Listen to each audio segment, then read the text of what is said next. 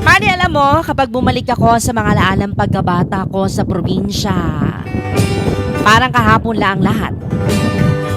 Yung simpleng buhay, yung bang mga bagay dati, Madi, na hindi mo pinapansin pero ngayon, namimiss mo na. Madi, tuwing umaga, gigising ka sa tilaok ng manok at hindi sa alarm clock.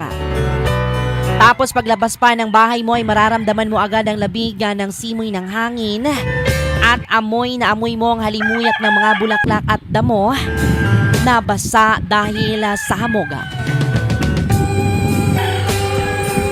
Yung tipong hindi mo na kailangan magmadali. Dati, yung bang walang cellphone na hawak-hawakan, kundi pamalo lang ni nanay kapag late ka nang gumising. Tapos, didiretso ka na lang sa taniman o kaya sa bukid. Yung tipong mag-harvest ka na lang ng prutas o gulay, mga kaibigan. Laging may mga alagang kambing o mga hayop, pati iba't ibang hayop pa yan.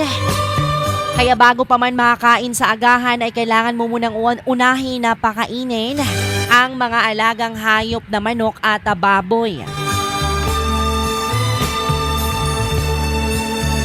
Mga Madi, ang saya ng laro namin noon. Simple lang pero sobrang saya. Yung tipong naglalaro lang kami ng tago-taguan sa may damuhan o di kaya gagawa kami ng mga baril-barilan gamit ang mga sanga at puno ng dahon. Di na kailangan ng gadgets noon, mga kaibigan, kasi sapat na ang kalikasan para mag-enjoy ka.